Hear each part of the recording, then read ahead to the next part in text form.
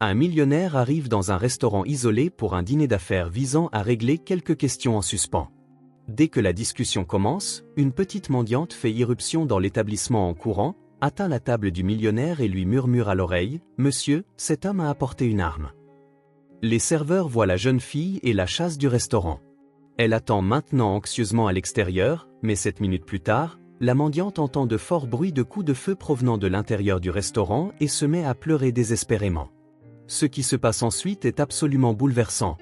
Avant de commencer l'histoire, n'oubliez pas de laisser un like et de vous abonner à la chaîne pour voir plus d'histoires comme celle-ci. Le froid mordant de décembre transperçait le tissu fin du costume italien d'Edward Monroe alors qu'il ajustait le nœud de sa cravate pour la 3e fois en 5 minutes. Ses doigts tremblaient légèrement, non pas à cause du temps, mais de la tension qui s'enroulait dans sa poitrine tel un serpent sur le point de frapper. À 52 ans, le PDG avait fait face à des OPA hostiles, des trahisons professionnelles et des crises financières qui avaient anéanti des empires.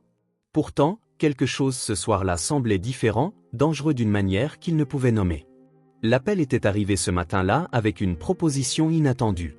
La voix de l'homme à l'autre bout du fil était polie, presque déférente, se présentant comme un représentant d'Atlantic Corp, son plus grand rival commercial des 8 derniers mois. Monsieur Monroe, nous croyons que le moment est venu de régler nos différends en gentlemen. Que diriez-vous d'un dîner civilisé pour discuter d'un accord qui profiterait à nos 2 entreprises ? Edward passa une main dans ses cheveux grisonnants, se rappelant combien de fois il était tombé dans des pièges similaires au cours de sa carrière.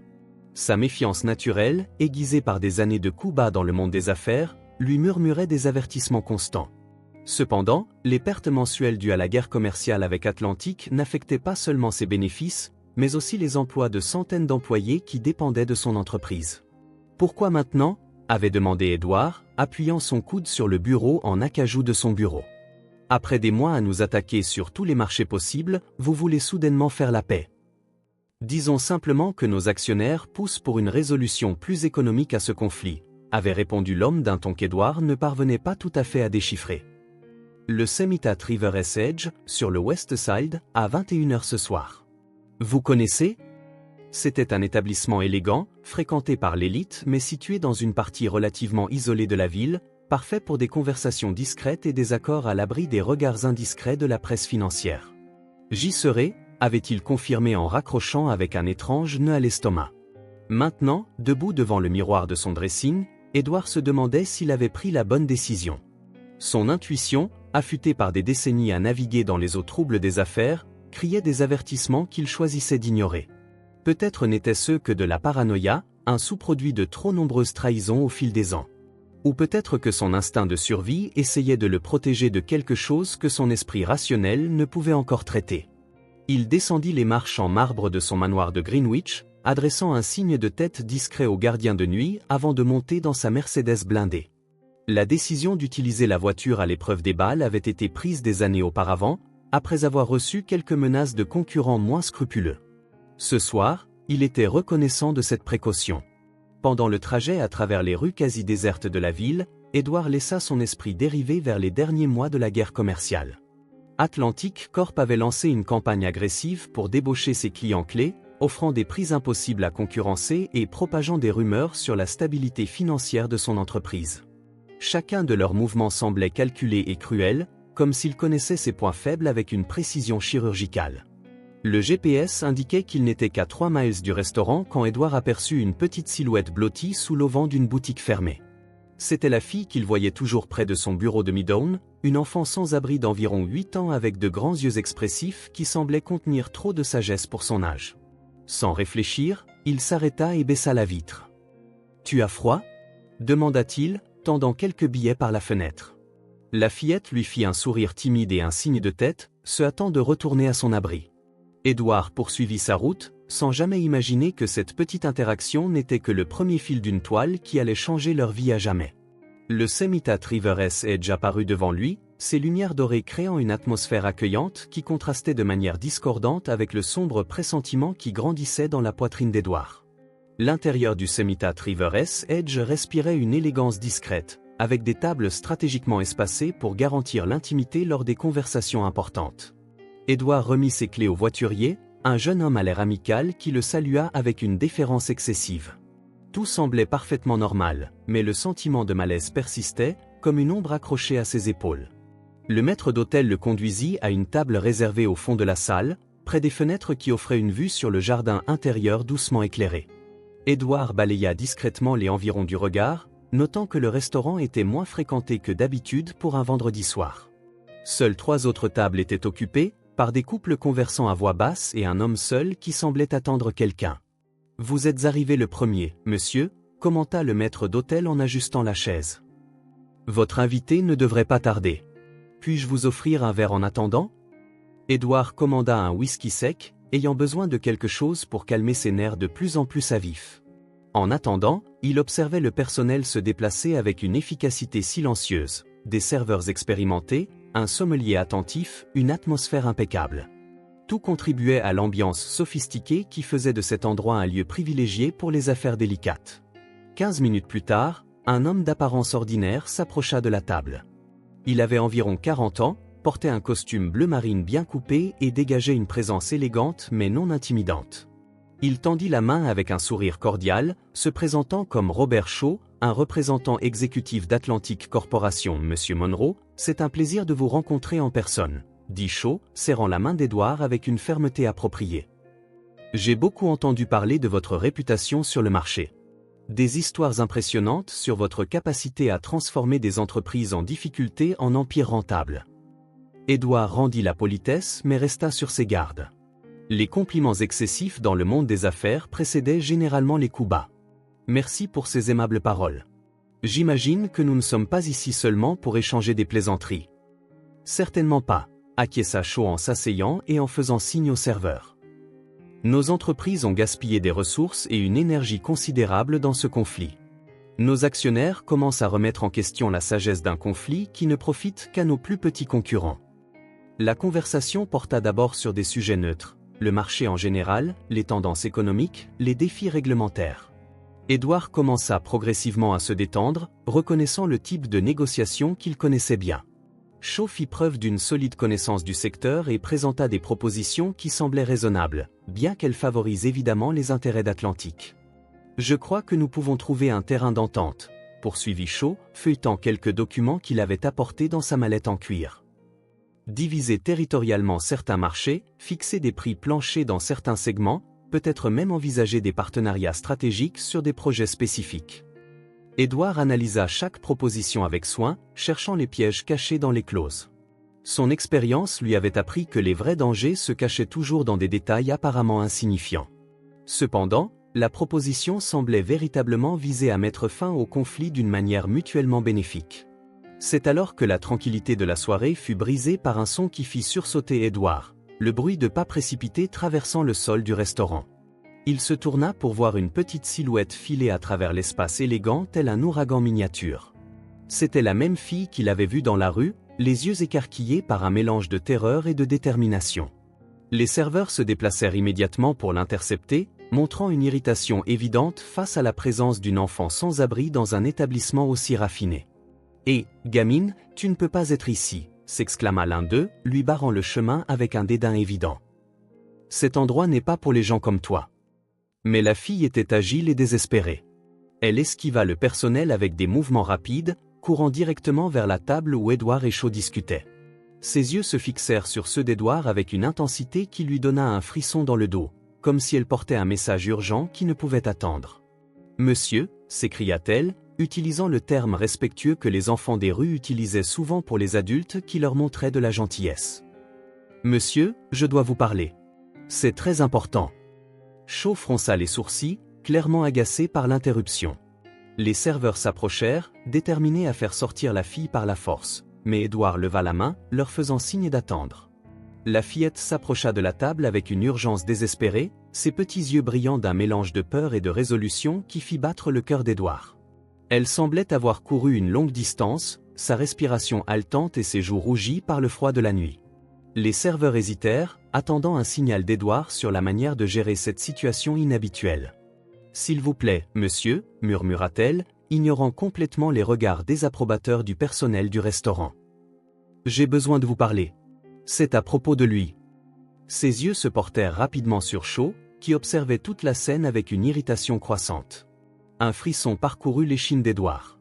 Il y avait quelque chose dans l'expression de l'enfant qui éveillait tous ses instincts de survie, les mêmes qu'il avait protégés pendant des décennies de transactions commerciales dangereuses.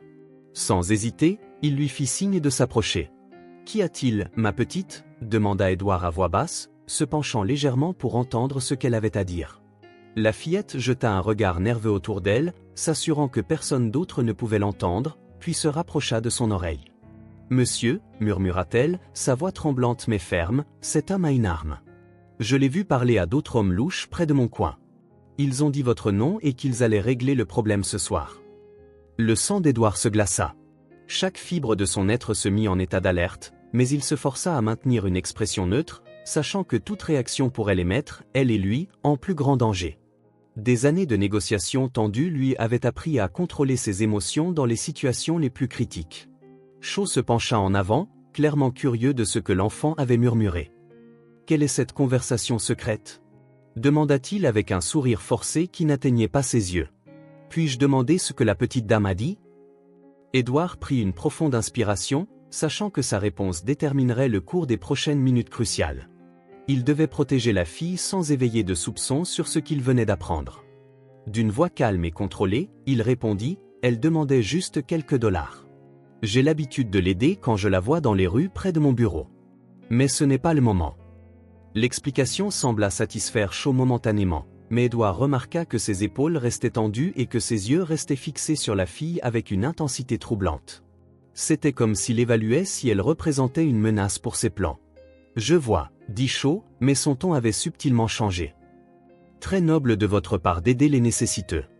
J'admire les hommes qui trouvent le temps pour la charité avec des emplois du temps aussi chargés. » Les serveurs intervinrent finalement, s'approchant de la fille avec une autorité renouvelée. « Allez, gamine, tu dois partir maintenant, » dit l'un d'eux en lui saisissant le bras avec plus de force que nécessaire. Cet établissement a des standards à maintenir. Édouard regarda avec une angoisse croissante tandis qu'il escortait la fille vers la sortie. Elle jeta un dernier regard en arrière, ses yeux transmettant un message silencieux d'inquiétude et d'avertissement. Même en étant expulsée, elle essayait toujours de le protéger, et cette prise de conscience serra la poitrine d'Édouard d'un mélange de gratitude et de terreur. « Maintenant, où en étions-nous » demanda Shaw, reprenant la conversation comme si de rien n'était. Mais Édouard remarqua qu'il avait légèrement changé de position sur sa chaise et qu'une de ses mains avait disparu sous la table. « Nous discutions des territoires d'exploitation, » répondit Édouard, se forçant à paraître naturel tandis que son esprit travaillait fébrilement pour analyser la situation. L'avertissement de la jeune fille résonnait dans ses oreilles comme une sirène d'alarme, et à chaque seconde qui passait, sa certitude d'être en danger de mort grandissait. Les bruits de la salle à manger semblaient amplifiés, le cliquetis de l'argenterie, le bavardage lointain des autres clients, la musique douce diffusée par le système sonore. Tout cela contribuait à une atmosphère de normalité qui contrastait violemment avec la tension mortelle qu'Édouard sentait monter entre eux. C'est alors qu'il entendit le son qui confirma ses pires craintes. Le clic métallique sans équivoque d'une sécurité de pistolet qu'on désengageait sous la table. Le temps sembla s'arrêter pour Édouard. C'était un bruit qu'il n'avait entendu que dans les films, mais maintenant, il était terrifiant de réalité, confirmant définitivement les paroles désespérées de la fillette. Ses muscles se tendirent instinctivement, chaque fibre de son être se préparant à un combat pour sa survie qu'il n'avait jamais imaginé devoir mener. Shaw maintenait le sourire cordial sur son visage, mais ses yeux avaient pris une froideur prédatrice qui fit comprendre à Édouard qu'il n'avait pas affaire à un simple représentant d'entreprise. Cet homme était un professionnel, quelqu'un d'entraîné à tuer efficacement puis à se fondre dans la foule comme si de rien n'était. « Vous savez, Édouard, » dit Shaw, sa voix prenant un ton désinvolte qui contrastait sinistrement avec l'arme cachée, « certains conflits commerciaux ne peuvent tout simplement pas être réglés à la table des négociations. Parfois, il faut adopter des méthodes plus définitives. » Édouard força sa voix à rester stable, bien que son cœur batte comme un tambour de guerre. « Je suppose que votre proposition ne concerne pas exactement le partage des territoires de marché. »« Oh, mais si, » répondit Shaw avec un sourire glacial. « Vous allez quitter le marché entièrement. Définitivement. Vos territoires deviendront les nôtres par défaut. C'est une solution élégante, vous ne trouvez pas ?» L'esprit d'Édouard s'emballa, évaluant ses options. Le restaurant était relativement vide, ce qui signifiait moins de témoins, mais aussi moins de personnes pour appeler à l'aide. Les serveurs étaient loin, occupés avec d'autres clients. Son téléphone était dans la poche intérieure de sa veste, impossible à atteindre discrètement. Le seul avantage qu'il avait été l'élément de surprise, Shaw ne savait pas encore qu'il avait découvert le piège. « Travaillez-vous pour Atlantic ou est-ce une initiative personnelle ?» demanda Edward, essayant de gagner du temps pendant qu'il planifiait son prochain mouvement. « Disons que certains intérêts puissants considèrent votre entreprise comme un obstacle gênant, » répondit Shaw, ajustant subtilement sa position. « Rien de personnel, vous comprenez. Juste les affaires. Des affaires sales, mais des affaires quand même. » Edward réalisa que Shaw se préparait à agir. La tension dans l'air était palpable, comme le calme avant une tempête dévastatrice. Il savait qu'il n'aurait qu'une seule chance, un seul moment d'opportunité qui pourrait faire la différence entre la vie et la mort. Toute son expérience face à des situations professionnelles sous haute pression l'avait entraîné pour ce moment crucial. Sans avertissement, Edward mit toute sa force pour renverser la lourde table en bois massif sur Shaw. Le meuble, pesant plus de 50 kilos, s'écrasa avec un bruit assourdissant, prenant l'assassin complètement au dépourvu. L'impact fit tirer Shaw accidentellement, la balle se logeant dans le plafond du restaurant avec un craquement qui résonna dans toute la pièce. Le chaos éclata instantanément. Les autres clients hurlèrent et plongèrent au sol, cherchant refuge derrière leur propre table. Les serveurs se dispersèrent en panique, certains courant vers les sorties de secours, d'autres essayant de se cacher derrière le bar. Le son du coup de feu avait transformé l'élégante salle à manger en zone de guerre. Shaw grogna de douleur sous le poids de la table, luttant pour se libérer et reprendre le contrôle de son arme. Edward profita de la confusion pour courir vers la sortie principale, sachant que chaque seconde était précieuse. Il pouvait entendre Shaw jurer et se débattre pour se relever derrière lui. « Arrêtez !» hurla Shaw, sa voix résonnant dans le restaurant chaotique. « Vous ne pourrez pas fuir éternellement, Monroe !» Edward sprinta à travers la salle à manger principale, esquivant les chaises renversées et les clients terrifiés. Son esprit était concentré sur un seul objectif, atteindre sa voiture blindée et s'en sortir vivant. Mais alors qu'il approchait de l'entrée, une nouvelle inquiétude lui serra le cœur. Dehors, il pouvait entendre le son de quelqu'un qui pleurait désespérément. C'était la voix de la fille, celle qui avait tout risqué pour le sauver et qui craignait maintenant pour le sort de l'homme qu'il avait toujours traité avec gentillesse. Edward franchit la porte principale du restaurant et repéra immédiatement la petite silhouette blottie sur le trottoir. La fillette était assise sur le bord du trottoir, sanglotant de manière incontrôlable tout en se couvrant les oreilles avec ses mains, comme pour tenter de bloquer l'écho terrible du coup de feu qu'elle avait entendu quelques instants plus tôt. Ses larmes brillaient sous la lueur jaune d'un lampadaire, et tout son petit corps tremblait de peur et de désespoir. « Monsieur, monsieur !» s'écria-t-elle en le voyant sortir indemne du restaurant. Elle se releva en titubant et courut vers lui, se jetant dans ses bras avec une force surprenante pour quelqu'un d'aussi petit. « J'ai cru qu'il vous avait fait du mal. » Edward la serra fort, le cœur serré par cette pure démonstration d'affection et d'inquiétude. À cet instant, il comprit que cet enfant avait tout risqué pour le sauver, même en sachant le danger qu'elle pouvait encourir. C'était un acte de courage et de loyauté que peu d'adultes dans sa vie lui avaient jamais montré. « Je vais bien, ma petite », murmura-t-il en caressant les cheveux ébouriffés de la fille. « Grâce à toi, je suis en vie. Tu as été si courageuse. » Mais tout en la réconfortant, ses yeux restaient fixés sur l'entrée du restaurant, sachant que Shaw pouvait apparaître à tout moment. De l'intérieur de l'établissement provenaient des bruits de confusion, des cris du personnel, des meubles traînés, des sirènes lointaines suggérant que quelqu'un avait appelé la police. Edward savait qu'il n'avait pas beaucoup de temps avant que la situation ne se complique encore davantage. Il devait partir d'ici immédiatement. Mais maintenant, il avait une responsabilité supplémentaire, protéger la vie de l'enfant qu'il avait sauvé. « Viens avec moi », dit-il, prenant la fillette dans ses bras sans hésitation.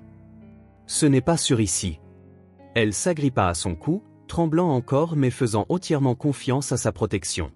Edward courut vers l'endroit où il avait laissé sa Mercedes, priant pour que le voiturier n'ait pas emporté les clés loin. La chance était de son côté. Le jeune voiturier, effrayé par le coup de feu, avait abandonné son poste et laissé toutes les clés sur le pupitre près de l'entrée du parking.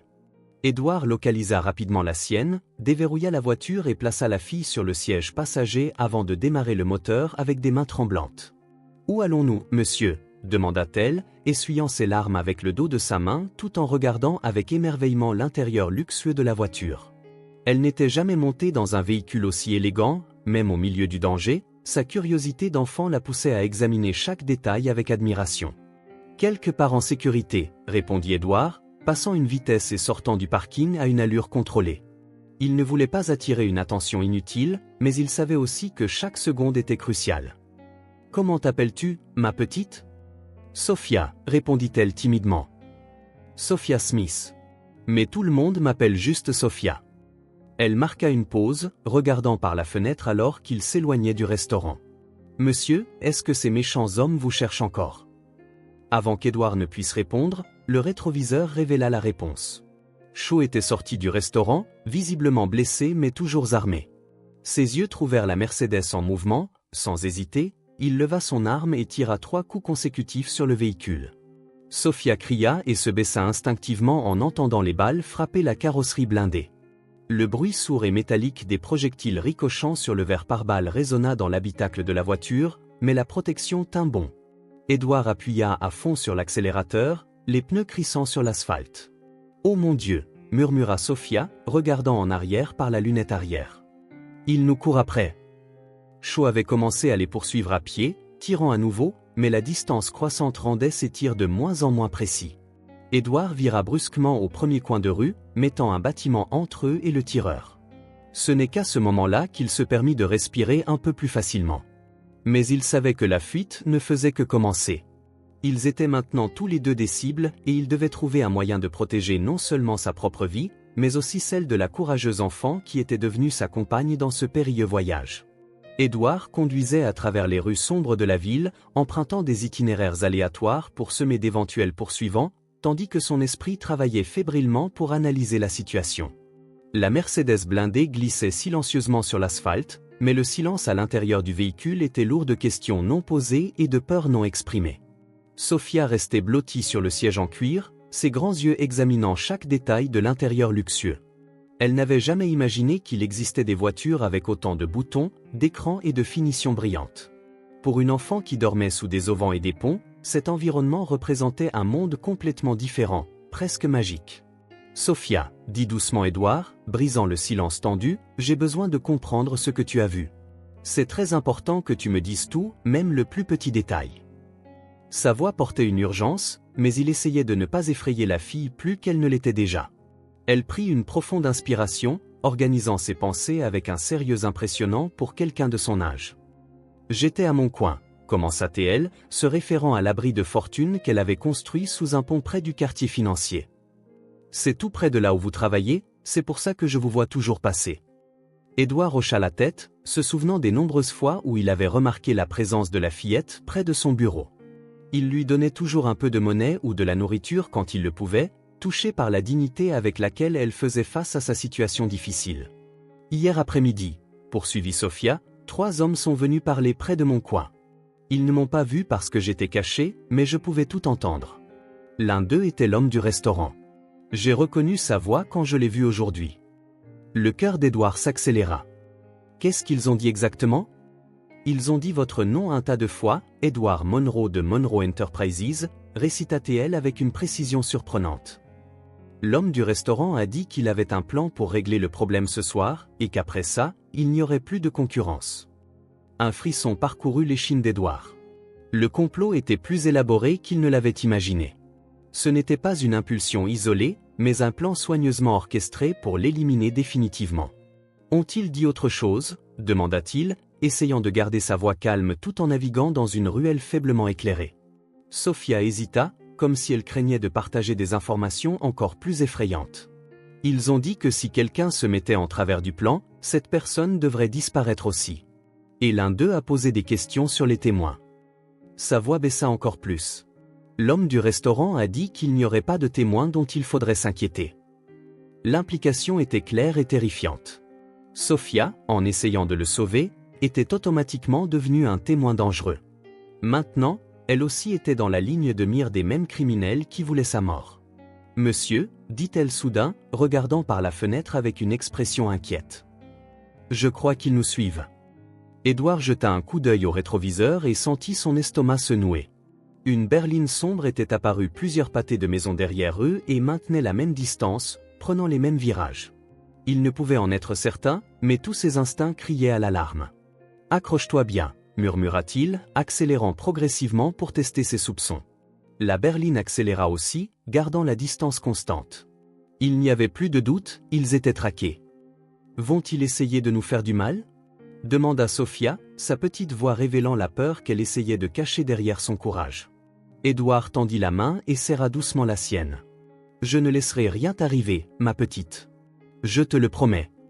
C'était une promesse qu'il avait l'intention de tenir à tout prix, même si cela signifiait risquer sa propre vie. Il lui fallait un plan. Rentrer chez lui était hors de question, ce serait trop prévisible et dangereux. Aller à la police était également risqué, car il ne savait pas si le complot incluait des gens à l'intérieur.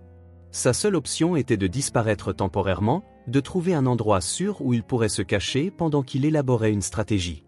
Mais d'abord, il devait être sûr de ses poursuivants. Édouard prit une décision risquée, il vira brusquement à droite dans une impasse, forçant ses poursuivants à se révéler.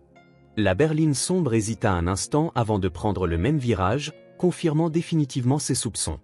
Maintenant, il n'y avait plus aucun doute, ils étaient traqués comme des bêtes par des criminels professionnels. « Monsieur, ils arrivent », murmura Sophia, s'agrippant au siège en cuir en regardant le véhicule s'approcher dans le rétroviseur. Sa voix tremblait, mais il y avait une détermination impressionnante dans ses petits yeux, comme si elle était prête à affronter n'importe quoi aux côtés de son protecteur. Édouard manœuvra rapidement, sortant de l'impasse en marche arrière et accélérant dans la direction opposée avant que la berline ne puisse lui bloquer le passage. Les pneus crissèrent sur l'asphalte mouillé alors qu'il naviguait dans les rues sinueuses du quartier, utilisant sa connaissance de la ville pour essayer de les semer. Pendant les 20 minutes suivantes, une poursuite silencieuse se déroula dans les rues vides. Édouard utilisa toutes les tactiques qu'il pouvait imaginer, des changements de direction soudains, des feux rouges grillés à la dernière seconde, des passages dans des ruelles étroites où les grosses voitures auraient du mal. Progressivement, il réussit à augmenter la distance entre eux et leurs poursuivants. Quand il fut enfin sûr d'avoir semé la berline, Édouard se dirigea vers un motel discret en périphérie de la ville. C'était le genre d'établissement qui ne posait pas beaucoup de questions et acceptait les espèces, parfait pour quelqu'un qui avait besoin de disparaître. « Nous resterons ici ce soir », expliqua-t-il à Sophia en se garant dans un coin sombre à l'arrière du motel. « Demain, nous verrons ce que nous ferons. » Il sortit son portefeuille et en retira une généreuse somme d'argent, sachant que les cartes de crédit pouvaient être tracées. Sophia regarda le bâtiment simple avec un mélange de curiosité et de nervosité. « Je n'ai jamais dormi dans un hôtel », admit-elle doucement. « C'est sûr ? » « Plus sûr que n'importe où ailleurs en ce moment, » répondit Édouard, essayant de paraître plus confiant qu'il ne l'était. La vérité était qu'il ne savait pas si un endroit serait vraiment sûr tant qu'il ne comprendrait pas toute l'étendue du complot contre lui. Dans la chambre modeste mais propre, Édouard alluma son ordinateur portable personnel et commença à enquêter. Il utilisa des connexions sécurisées et des comptes anonymes pour accéder à des informations sur Atlantic Corp et ses dirigeants. Ce qu'il découvrit dans les premières heures de recherche lui glaça le sang. L'entreprise n'essayait pas seulement de l'éliminer pour une question de concurrence sur le marché. Des documents financiers cachés révélaient qu'Atlantic était impliqué dans une série d'activités illégales, blanchiment d'argent, corruption de fonctionnaires, contrats gouvernementaux frauduleux. Son entreprise avait involontairement découvert certaines de ses opérations lors d'audits de routine, faisant de lui une menace bien plus grande qu'il ne l'avait imaginé. Sophia, appela-t-il doucement. La fillette s'était endormie dans le fauteuil, enveloppée dans une couverture du motel. Elle avait l'air si petite et vulnérable qu'Édouard sentit sa poitrine se serrer d'un mélange de tendresse et d'une détermination féroce à la protéger. Mais c'est alors qu'il découvrit l'information la plus terrifiante de toutes. Sur un forum du Dark Web, il trouva une publication récente offrant une récompense substantielle pour des informations sur la localisation d'Edward Monroe et d'une fillette d'environ 8 ans qui pourrait être en sa compagnie. Le message incluait des photos d'eux, apparemment tirées des caméras de sécurité du restaurant. La récompense était suffisamment élevée pour attirer des criminels de toute la ville.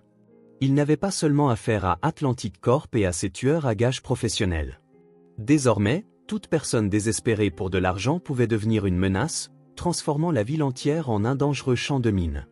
Édouard regarda Sophia endormie et réalisa que la situation avait escaladé bien au-delà de ses pires craintes. Cette courageuse enfant qui avait tout risqué pour le sauver avait maintenant une prime sur sa tête. La traque était devenue une question de vie ou de mort pour eux deux, et ils savaient que les prochains jours détermineraient s'ils survivraient. Le matin arriva, gris et froid, apportant avec lui la cruelle réalité qu'il n'y avait aucun endroit vraiment sûr dans la ville. Édouard avait passé la majeure partie de la nuit éveillé, surveillant les réseaux sociaux et les forums où la prime sur leur tête continuait de circuler. À chaque heure qui passait, de plus en plus de gens prenaient connaissance de la chasse, et le filet semblait se resserrer autour d'eux. Sophia se réveilla lentement, s'étirant dans le fauteuil comme un chaton. Pendant un instant, son visage refléta la confusion sur l'endroit où elle se trouvait, mais bientôt, le souvenir des événements de la nuit précédente revint, apportant avec lui une expression d'inquiétude bien trop mûre pour son âge. « Bonjour, monsieur Monroe », dit-elle doucement, remarquant les cernes profonds sous ses yeux. « Vous n'avez pas dormi du tout, n'est-ce pas » Édouard força un sourire rassurant. « Je me suis reposé un peu. Je réfléchissais juste à ce que nous allons faire aujourd'hui. » La vérité était qu'il avait pris une décision pendant les heures silencieuses de la nuit, il emmènerait Sophia dans son manoir, où il aurait accès à de meilleures ressources de sécurité et de communication. Le domaine d'Édouard se trouvait dans une résidence fermée et sécurisée haut de gamme, avec une sécurité privée et des systèmes de surveillance avancés. C'était l'endroit le plus sûr qu'il pouvait imaginer, et là, il pourrait élaborer un plan plus efficace pour faire face à la situation. Pendant le trajet, Sophia s'émerveilla du paysage urbain changeant. Ils passèrent des quartiers populaires à des zones résidentielles de plus en plus sophistiquées, jusqu'à ce qu'ils atteignent enfin le portail imposant de la communauté où vivait Édouard. « Vous habitez ici » demanda-t-elle, les yeux écarquillés devant la taille des maisons qui s'étendaient au-delà du portail. « C'est comme un château. »« C'est ma maison » répondit simplement Édouard en montrant sa pièce d'identité aux gardes. « Et maintenant, c'est aussi ta maison, aussi longtemps que nécessaire. » Le manoir d'Édouard était un chef-d'œuvre architectural, avec des jardins méticuleusement entretenus, une piscine chauffée et une vue panoramique sur la skyline de la ville. Sophia sortit de la voiture en silence respectueux, comme si elle marchait sur un sol sacré. « Viens, » dit Édouard, la guidant vers l'entrée principale. « Je vais te montrer où tu vas rester, et ensuite nous parlerons de la manière de résoudre toute cette situation. » La gouvernante, Madame Carmon, une femme d'une cinquantaine d'années qui travaillait pour Édouard depuis plus d'une décennie, les accueillit à la porte. Ses yeux s'écarquillèrent légèrement à la vue de l'enfant des rues aux côtés de son employeur, mais son expression s'adoucit rapidement avec une compassion maternelle. « Madame Carmon, dit Édouard, voici Sophia. Elle va rester avec nous pendant un certain temps. Veuillez préparer la chambre d'amis et lui trouver des vêtements appropriés. » « Bien sûr, monsieur Monroe, » répondit la gouvernante, s'agenouillant pour être à la hauteur des yeux de Sophia. « Quel bel enfant! As-tu faim, ma chérie? Je peux te préparer un petit déjeuner spécial. » Sophia regarda Édouard pour obtenir sa permission avant de hocher timidement la tête. La gentillesse sincère de Madame Carmon la rassurait, mais elle se sentait toujours déplacée dans cet environnement de luxe inégalé. Édouard installa Sophia dans la chambre d'amis, un espace élégant avec un lit king size, une télévision à écran plat et une salle de bain privée plus grande que n'importe quel espace où elle avait jamais vécu. Il se retira ensuite dans son bureau privé pour passer quelques appels importants. Il devait contacter Marcus Riley, le chef de son équipe de sécurité personnelle et un ancien militaire avec une vaste expérience des situations à haut risque. S'il y avait quelqu'un en qui il pouvait avoir une confiance absolue, c'était Marcus. « Monsieur Monroe, » répondit Marcus dès la première sonnerie, « j'ai essayé de vous joindre depuis hier soir. J'ai reçu des informations troublantes sur une menace potentielle. »« Marcus, j'ai besoin de vous au manoir immédiatement, » dit Édouard. « Nous avons une situation critique. Et amenez votre équipe de confiance. »« J'arrive, monsieur. Je serai là dans 15 minutes. » Édouard raccrocha, se sentant légèrement plus optimiste. Avec Marcus et son équipe protégeant la propriété, il pourrait peut-être avoir un peu de tranquillité pour planifier leur prochain mouvement. Mais il était sur le point de découvrir que ses ennemis avaient anticipé cette stratégie exacte. Marcus Riley arriva au manoir pile à l'heure, accompagné de 2 membres de son équipe d'élite. Édouard les rencontra dans le bureau, se sentant plus soulagé qu'il ne l'avait été au cours des dernières 24 heures. Il avait enfin des professionnels à ses côtés, des gens formés pour gérer des situations extrêmes. « Monsieur Monroe, » dit Marcus, un homme robuste de 45 ans avec des cicatrices qui racontait des histoires de combat, « j'ai des informations selon lesquelles il y a un contrat actif sur votre vie. Mes contacts dans le milieu ont confirmé que la prime est substantielle. » Édouard raconta tous les événements de la nuit précédente, du dîner piégé à la découverte de la publication sur le dark web. Marcus écouta attentivement, posant de temps en temps des questions spécifiques sur des détails qui pourraient être importants pour la sécurité. La gamine a été courageuse. commenta Marcus après avoir entendu parler du rôle de Sophia. Mais maintenant, elle est une cible. Nous allons établir un périmètre de sécurité autour de la propriété et mettre en œuvre des protocoles d'urgence. Au cours des heures suivantes, l'équipe de Marcus transforma le manoir en une forteresse improvisée. Des caméras supplémentaires furent installées, des capteurs de mouvement configurés et des voies d'évacuation alternatives établies. Edward commença à se sentir vraiment en sécurité pour la première fois depuis l'incident au restaurant. Sophia, pendant ce temps, découvrait un tout nouveau monde. Madame Carmon lui avait fourni des vêtements appropriés, une robe bleu clair avec des chaussures assorties qui la faisaient ressembler à une princesse par rapport aux haillons qu'elle portait dans les rues.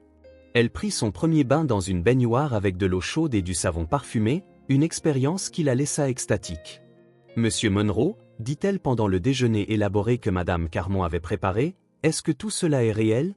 Ce n'est pas un rêve. » Edward sourit, touché par l'innocence et la gratitude de la jeune fille. « C'est réel, Sophia.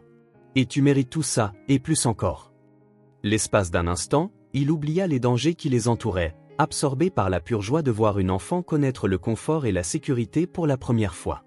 L'après-midi se passa tranquillement. Sophia explora le manoir avec la curiosité naturelle d'une enfant, s'émerveillant de chaque nouvelle pièce. La bibliothèque la fascina particulièrement. Elle savait lire, ayant appris par elle-même en récupérant des journaux et des magazines dans les rues, mais elle n'avait jamais vu autant de livres en un seul endroit. Edward profita du calme pour faire plus de recherches sur Atlantic Corp, compilant des preuves qui pourraient être utiles aux autorités. Il se sentait optimiste quant à ses chances de résoudre la situation par les voies légales appropriées. C'est au moment où le soleil commença à se coucher que la tranquillité fut violemment brisée. Edward était dans son bureau quand il entendit Sophia crier désespérément depuis le 2e étage.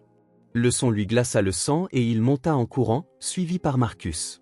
Ils trouvèrent la fille pressée contre la fenêtre de sa chambre, fixant le jardin avec une terreur absolue. « Monsieur Monroe » s'écria-t-elle en montrant l'extérieur, « l'homme méchant est là. Celui avec le pistolet du restaurant. » Edward regarda par la fenêtre et sentit son monde s'effondrer. Robert Shaw était dans le jardin, mais il n'était pas seul. 3 autres hommes armés l'encadraient, et ils se dirigeaient tous vers la maison avec l'assurance de gens qui connaissaient l'emplacement exact des caméras et des capteurs. « Comment ont-ils pu passer la sécurité » demanda Edward à Marcus.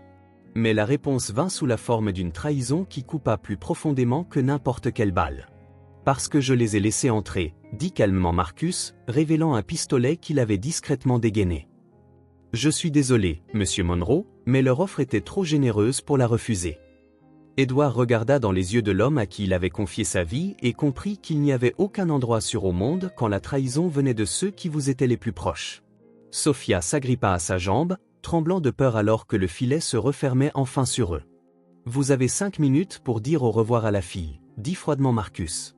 « Après ça, mon travail est terminé, et le leur commence. » Edward regarda Sophia, dont les petits yeux reflétaient la peur, mais aussi une détermination féroce qui le surprit. Même face à la trahison de Marcus et à l'arrivée imminente des assassins, la fillette ne pleurait plus. Au lieu de cela, elle lui serrait la main fermement, comme si elle était prête à affronter n'importe quoi à ses côtés. « Marcus, » dit Edward, gardant sa voix stable malgré l'adrénaline qui pompait dans ses veines. « Pensez-vous vraiment qu'ils vous laisseront en vie après ma disparition? Vous en savez trop sur leur méthode. » L'ancien soldat hésita une fraction de seconde, une ombre de doute traversant son visage, mais il reprit rapidement contenance. « Ils ont besoin de quelqu'un avec mon expertise pour d'autres opérations. C'est un arrangement à long terme. » « Monsieur Monroe, » murmura discrètement Sophia en tirant sur sa manche, « je connais un moyen. » Edward se pencha légèrement, faisant semblant de la réconforter tout en écoutant ses paroles presque inaudibles. « La chambre de Madame Carmon a une porte secrète derrière l'armoire. Elle me l'a montré tout à l'heure. Elle a dit que c'était pour les urgences. » L'esprit d'Edward s'emballa.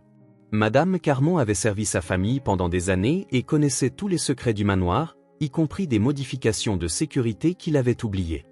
Si Sophia avait raison, il pourrait y avoir une voie d'évasion que Marcus ne connaissait pas. « Les 5 minutes sont écoulées », annonça Marcus en faisant un geste avec son arme. « Descendez. Shaw vous attend dans le salon. » Edward prit Sophia dans ses bras, lui murmurant à l'oreille, « Fais-moi confiance et fais exactement ce que je dis. » Elle hocha la tête de manière presque imperceptible, ses petits bras se resserrant autour de son cou. Ils descendirent les escaliers jusqu'au salon principal, où Shaw les attendait avec un sourire froid. Ses 3 complices étaient positionnés stratégiquement autour de la pièce, bloquant toutes les sorties évidentes. Madame Carmon était assise dans un fauteuil, clairement effrayée mais apparemment indemne. « Edward Munro, » dit Shaw d'un ton théâtral, « quel plaisir de vous revoir. Je regrette que notre dîner ait été si brusquement interrompu. »« Que voulez-vous » demanda directement Edward. « Si c'est mon entreprise, vous pouvez la voir. Laissez simplement la fille partir. » Shaw rit avec dédain. « Oh, il ne s'agit plus seulement d'affaires, mon cher. Vous avez vu mon visage, vous connaissez mon nom. Vous avez des preuves qui pourraient compromettre toute notre opération. » Et la fille ? Ses yeux se fixèrent sur Sophia avec une froideur qui fit frémir Edward. Elle est un témoin très gênant. C'est alors que Sophia fit quelque chose de complètement inattendu. Elle se mit à pleurer bruyamment, de façon spectaculaire, comme si elle avait une crise de panique. « Je veux partir. Je veux partir. » hurla-t-elle, se débattant dans les bras d'Edward avec une force surprenante. « Faites taire cette gamine, » ordonna Shaw, agacé par le son strident de ses cris. Edward fit semblant de lutter pour la contrôler, se déplaçant progressivement vers Madame Carmon. « Sophia, s'il te plaît, calme-toi, » dit-il à voix haute, mais il murmura ensuite doucement, « Continue comme ça, petite guerrière. » Dans le chaos provoqué par les cris de Sophia, Edward réussit à échanger un regard significatif avec Madame Carmon. La gouvernante, qui avait élevé des enfants et les connaissait bien, comprit immédiatement qu'il s'agissait d'une mise en scène. Discrètement, elle fit un signe de tête vers le couloir qui menait à sa chambre. « Assez !» hurla Shaw, perdant patience. « Marcus, finis-en !» Mais Sophia avait créé la diversion parfaite. Au moment où Marcus leva son arme, Edward plongea derrière le canapé, entraînant Sophia avec lui. Des coups de feu retentirent dans la pièce élégante, brisant un vase en cristal coûteux et marquant les boiseries fines. « Maintenant » murmura Edward à Sophia, et ils s'élancèrent tous les deux vers le couloir alors que les criminels se regroupaient pour un nouvel assaut. La petite guerrière leur avait fait gagner les précieuses secondes dont ils avaient besoin pour s'échapper. Edward et Sophia sprintèrent dans le couloir, entendant les cris de colère et les pas lourds des criminels derrière eux. La chambre de Madame Carmon se trouvait au bout du couloir de service, une zone du manoir que les intrus ne connaissaient probablement pas bien. Chaque seconde était précieuse, et Edward pouvait sentir le cœur de Sophia battre contre sa poitrine alors qu'il la portait. « Par ici, monsieur » murmura-t-elle, montrant la porte entr'ouverte de la chambre de la gouvernante. Ils s'y engouffrèrent et Edward verrouilla la porte derrière eux, sachant que cela ne leur achèterait que quelques instants avant que les criminels ne l'enfoncent. La chambre était simple mais confortable, avec des meubles en bois sombre et des photos de famille disséminées sur les surfaces. Sophia courut directement vers une vieille armoire dans le coin, écartant les vêtements suspendus pour révéler une petite porte déguisée dans le mur du fond. « Madame Carmon a dit que votre grand-père l'avait construite pendant la guerre », expliqua rapidement Sophia en ouvrant le passage secret. Il avait peur des invasions et voulait un moyen de s'échapper. Edward fut impressionné par l'ingéniosité de la construction. Le passage était étroit mais utilisable, clairement conçu pour une fuite rapide en cas d'urgence. Sans hésiter, il se baissa et entra dans le tunnel sombre, suivi de près par Sophia. Le passage était un couloir bas qui obligeait Edward à se déplacer courbé, mais il était bien construit et apparemment bien entretenu. De faibles lumières de secours éclairaient le chemin, suggérant que quelqu'un s'occupait encore de l'ancien système.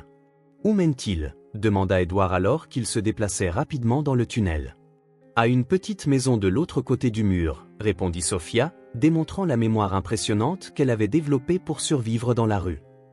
Madame Carmon a dit que c'est là que vivait le jardinier. Derrière eux, ils entendirent le bruit du bois qui se fendait alors que les criminels défonçaient la porte de la chambre.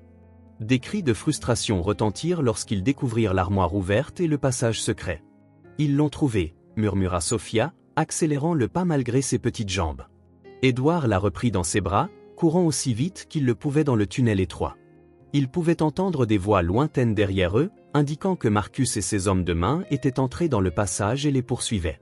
Leur avance était faible, mais peut-être serait-elle suffisante. Le tunnel sembla s'étirer pendant une éternité, mais finalement, ils virent une lueur de lumière devant eux. Edward poussa une lourde porte en bois et ils émergèrent dans une petite maison abandonnée, exactement comme Sophia l'avait décrit. L'endroit était poussiéreux et clairement inoccupé depuis des années, mais il offrait un accès direct à une rue latérale à l'extérieur de la résidence fermée. Ma voiture, marmonna Édouard, réalisant que la Mercedes était garée de l'autre côté de la propriété, inaccessible. Ils avaient besoin d'un autre moyen de transport, et vite. Sophia regarda par une fenêtre poussiéreuse et montra la rue. « Monsieur, il y a un bus là-bas. » Édouard regarda et vit un bus de ville s'arrêter à un arrêt voisin. C'était parfait, les transports en commun, où il pourrait se fondre avec d'autres passagers, bien plus difficile à suivre qu'une voiture privée. Ils coururent jusqu'à l'arrêt juste au moment où le bus s'apprêtait à partir. Édouard jeta quelques pièces dans la boîte à billets et tira Sophia vers un siège à l'arrière du véhicule, tous deux à bout de souffle mais soulagés de s'éloigner du danger immédiat. « Où allons-nous maintenant » demanda Sophia, regardant par la fenêtre alors que le manoir disparaissait au loin. Édouard n'était pas sûr. Ses ressources habituelles aux maisons, bureaux, contacts de sécurité avaient été compromises. Il devait penser comme un fugitif, pas comme un PDG, et trouver des alliés dans des endroits où ses ennemis ne s'attendraient pas à les chercher. « Nous allons dans un endroit où personne ne nous cherchera, dit-il finalement, une idée commençant à se former dans son esprit. Nous retournons là où tout a commencé. Sophia le regarda avec curiosité mais fit confiance à son jugement. Après tout, ils étaient arrivés jusqu'ici en travaillant ensemble, et elle savait qu'Édouard ferait n'importe quoi pour la protéger. Le bus les ramena au centre-ville, là où tout avait commencé.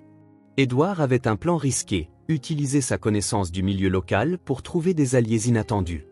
Il savait qu'il y avait des gens dans la rue qui détestaient les criminels professionnels comme Shaw et sa bande, des gens qui pourraient les aider s'ils étaient approchés correctement. Ils descendirent près du pont où Sophia avait l'habitude de dormir. C'était un endroit qu'elle connaissait mieux que quiconque, avec des cachettes et des voies d'évasion qu'aucun étranger ne pourrait facilement trouver. Pour Édouard, c'était un monde complètement étranger, mais pour Sophia, c'était un territoire familier. « Ma maison est là-bas », dit-elle en montrant une structure de fortune sous les piliers du pont. Elle était faite de cartons renforcés, de bâches en plastique et de morceaux de bois, un abri ingénieux qui offrait une protection contre la pluie et le vent. Édouard fut touché par la dignité avec laquelle Sophia avait organisé son petit espace. Il y avait des livres soigneusement empilés, quelques vêtements pliés et même des fleurs sauvages dans une vieille boîte de conserve servant de vase. C'était la maison de quelqu'un qui refusait de perdre espoir, même dans les circonstances les plus difficiles. « C'est ici que nous planifions notre prochain mouvement », dit Édouard, s'asseyant sur une caisse en bois que Sophia utilisait comme chaise. « Connais-tu d'autres enfants des rues qui pourraient nous aider ?» Sophia hocha la tête avec enthousiasme. « Il y a Léo, Mia, Ricky. Ils savent tout ce qui se passe en ville. Personne ne fait attention aux enfants, alors on voit beaucoup de choses. » Au cours des heures suivantes, Sophia mobilisa un réseau informel de jeunes informateurs. Des enfants des rues apparurent de divers endroits, tous curieux de ce riche monsieur qui se cachait avec Sophia. Édouard fut impressionné par la loyauté et l'intelligence de ces enfants, qui comprirent rapidement la situation et proposèrent d'aider. « L'homme au costume noir vous cherche », rapporta Léo, un garçon de 10 ans aux yeux vifs. « Il offre de l'argent à quiconque dit où vous êtes. » « Mais personne ne va rien dire », ajouta Mia, une fillette de 9 ans aux tresses défaites. Sophia partage toujours sa nourriture avec nous. Maintenant, c'est à notre tour de l'aider. Édouard ressentit une profonde émotion devant cette démonstration de solidarité. Des enfants qui n'avaient presque rien n'étaient prêts à tout risquer pour protéger une amie. C'était une leçon d'humanité qu'aucune école de commerce ne pourrait jamais enseigner. Mais à la tombée de la nuit, Sophia prit une décision qui brisa le cœur d'Édouard. Pendant qu'il parlait avec les autres enfants des stratégies de fuite, elle s'éclipsa discrètement et écrivit un mot sur un morceau de papier déchiré. « Monsieur Monroe, disait le message d'une écriture enfantine mais ferme, vous avez tant fait pour moi. Je ne veux plus que vous souffriez à cause de moi. Je vais me rendre pour qu'ils arrêtent de vous chercher. Merci de m'avoir montré qu'il y a de bonnes personnes dans le monde. S'il vous plaît, soyez en sécurité et heureux. Avec tout mon amour, Sophia. » Quand Édouard trouva le mot, Sophia avait déjà disparu dans l'obscurité de la ville. Les autres enfants étaient en panique, rapportant qu'elle était partie seule en direction du centre-ville, déterminée à trouver Shaw et à se rendre en échange de la sécurité d'Édouard. « Non !» hurla Édouard, bondissant sur ses pieds de désespoir. « Elle ne comprend pas, ils lui feront du mal même si elle se rend. » Sa voix était pleine d'angoisse, réalisant que la courageuse enfant marchait droit dans un piège mortel. Léo lui attrapa le bras. « Monsieur, nous savons où elle est allée. L'homme en costume est à l'entrepôt abandonné près du port. C'est là qu'elle va. » Édouard regarda les visages inquiets des enfants autour de lui et prit la décision la plus importante de sa vie. Il ne s'agissait plus de survie ou d'affaires. Il s'agissait de sauver une petite fille qui était devenue plus importante pour lui que sa propre sécurité. Édouard courut à travers les rues sombres de la ville avec une détermination qu'il n'avait jamais ressentie, même dans les moments les plus critiques de sa carrière. Derrière lui, Léo et les autres enfants suivaient, telle une petite troupe de soldats, tous unis par le même objectif, sauver Sofia avant qu'il ne soit trop tard. L'entrepôt abandonné dans le quartier du port était un endroit sinistre, avec des fenêtres brisées et des murs couverts de graffitis. De faibles lumières filtraient à travers les fissures, indiquant une activité à l'intérieur. Édouard observa le bâtiment à distance de sécurité, planifiant son approche. « Il y a 2 hommes qui surveillent l'entrée », murmura Léo, qui s'était approché en rampant pour faire de la reconnaissance. « Et il y a des voitures garées à l'arrière. » Édouard savait qu'une approche directe serait un suicide. Il devait être plus malin, utiliser des éléments que ses ennemis n'attendraient pas. C'est alors qu'il eut une idée risquée, mais qui pourrait bien fonctionner. « Les enfants, dit-il en rassemblant le petit groupe, connaissez-vous les policiers qui patrouillent dans ce quartier ?» Mia hocha la tête. « Il y a le sergent Davis. Il est cool avec nous, il nous apporte toujours de la nourriture quand il peut. »« Parfait, » dit Édouard en sortant son téléphone portable.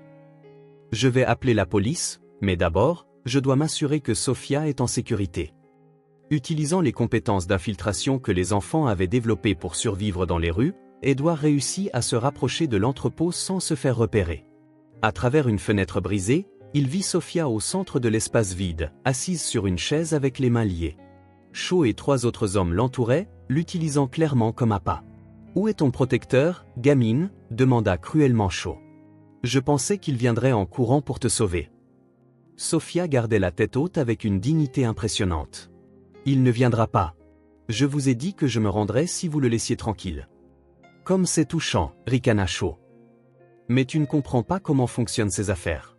Les témoins doivent disparaître, peu importe leur courage. » La rage brûla dans la poitrine d'Édouard. Ces criminels terrorisaient une enfant innocente et il n'allait pas laisser faire. Il fit un signal à Léo, qui courut silencieusement pour trouver le sergent Davis. 15 minutes plus tard, Édouard prit la décision la plus courageuse de sa vie. Il marcha directement vers l'entrée principale de l'entrepôt, les mains levées en signe de reddition. « Shaw, je suis là. Laissez la fille partir et réglons ça entre nous. » Les criminels furent surpris par son apparition inattendue. Shaw sourit avec une satisfaction perverse. « Édouard Monroe. Quelle noblesse de votre part de vous montrer. Bien que cela ne vous sauvera ni l'un ni l'autre. »« Monsieur Monroe, non » cria Sofia, des larmes coulant sur son visage. « Je voulais que vous soyez en sécurité. » Édouard entra dans l'entrepôt, gardant ses mains visibles. « Laissez-la partir, Shaw. Votre problème est avec moi, pas avec une enfant. » « Quelle scène émouvante, » dit Shaw en faisant signe à ses hommes d'entourer Édouard. « Mais vous en savez tous les 2 trop. C'est dommage, vraiment. » C'est à ce moment-là que Sofia montra une fois de plus son courage extraordinaire.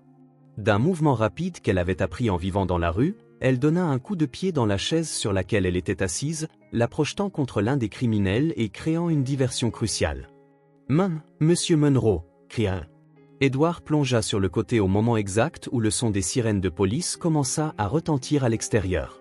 Le sergent Davis et son équipe étaient arrivés, alertés par les enfants des rues qui connaissaient chaque cachette et chaque raccourci du quartier. Dans le chaos qui s'ensuivit, avec les criminels essayant de s'échapper et la police prenant d'assaut l'entrepôt, Édouard réussit à atteindre Sofia et à la protéger de son propre corps. Shaw fit un dernier geste désespéré, mais fut rapidement maîtrisé par les officiers. « C'est fini, petite guerrière », murmura Édouard à l'oreille de Sofia en la serrant fort dans ses bras. « C'est fini pour de bon. » 2 semaines après cette nuit transformatrice à l'entrepôt du port, Édouard et Sofia étaient assis à la même table au Semitat River's Edge, désormais sous une nouvelle direction et entièrement rénové. L'établissement avait été transformé en un lieu qui accueillait des gens de tous horizons, exactement comme Édouard l'avait envisagé pendant les jours difficiles de leur fuite. Sofia portait une élégante robe rose, ses cheveux avaient poussé et étaient soigneusement peignés, mais ses yeux gardaient la même détermination courageuse qui avait fait d'elle sa sauveuse. À son petit doigt, elle portait une bague simple mais significative, le symbole légal de son adoption officielle par Édouard. Papa, dit-elle, le mot sonnant encore nouveau et précieux dans sa voix, je peux commander un dessert. Édouard sourit, son cœur se réchauffant chaque fois qu'il entendait ce mot magique. Bien sûr, ma chérie. Tu peux avoir tout ce que tu veux. Les événements des dernières semaines avaient changé leur vie d'une manière qu'aucun d'eux n'aurait pu imaginer. Shaw et ses complices étaient en détention, en attente de leur procès pour tentative de meurtre et enlèvement. Marcus avait été reconnu coupable de complot et de complicité. Atlantic Corp faisait l'objet d'une enquête par une unité spéciale fédérale, et plusieurs de ses opérations illégales avaient été exposées. Plus important encore, Édouard avait découvert un but bien plus grand pour sa vie. Utilisant une partie de sa fortune, il avait créé l'initiative Sophia, un programme dédié à la protection des enfants témoins de crimes. L'institut offrait un refuge sûr, une éducation et un soutien juridique aux mineurs vulnérables. Papa, poursuivit Sophia en jouant avec sa serviette, j'ai cette présentation à l'école demain sur ce que je veux être quand je serai grande. Et que vas-tu dire ? Demanda Édouard, bien qu'il connaisse déjà la réponse. Que je veux être avocate, répondit-elle avec conviction, et aider d'autres enfants comme moi qui ont besoin de quelqu'un pour se battre pour eux. Et je veux étudier dur pour être aussi intelligente que toi. Des larmes de fierté montèrent aux yeux d'Édouard. En quelques mois seulement, Sophia s'était complètement adaptée à la vie scolaire, démontrant une intelligence exceptionnelle et une détermination qui impressionnaient tous ses professeurs. Elle était restée amie avec les enfants des rues qui les avaient aidés, leur rendant visite régulièrement et partageant toujours ce qu'elle avait. « Tu es déjà très intelligente, » dit Édouard, « et courageuse et gentille. Je suis sûr que tu seras une avocate extraordinaire. » Le serveur apporta le dessert, un gâteau au chocolat avec des fraises qui fit s'illuminer les yeux de Sophia de joie. Édouard observait chaque expression heureuse sur son visage, s'émerveillant encore de la façon dont une tragédie annoncée s'était transformée en la plus grande bénédiction de sa vie. « Papa, » dit Sophia entre deux bouchées de gâteau, « tu te souviens quand tu m'as dit que parfois, les anges gardiens prennent des formes inattendues ?»« Je m'en souviens, » répondit Édouard. « Je crois que tu étais mon ange gardien, » dit-elle avec une simplicité touchante. « Parce qu'avant de te rencontrer, je ne faisais que survivre. Maintenant, je vis vraiment. » Édouard tendit la main par-dessus la table et prit la petite main de Sophia. « En fait, ma petite, c'est toi qui as été mon ange gardien. Tu m'as appris que la vraie richesse n'est pas ce que nous accumulons, mais l'amour que nous partageons et les gens que nous protégeons. » Ils terminèrent leur dîner alors que le soleil se couchait sur la ville, peignant le ciel de teintes dorées qui se reflétaient sur les fenêtres du restaurant. Le même endroit qui avait été une scène de terreur et de violence symbolisait maintenant la renaissance, l'espoir et les secondes chances. Marchant main dans la main vers la voiture, Édouard regarda Sophia et sut qu'il avait trouvé son plus grand trésor, une fille courageuse qui avait tout risqué pour sauver un étranger bienveillant, prouvant que le véritable amour ne connaît pas de barrières sociales ou économiques, et que parfois, les miracles se présentent sous la forme de petits êtres aux grands yeux et au cœur encore plus grands.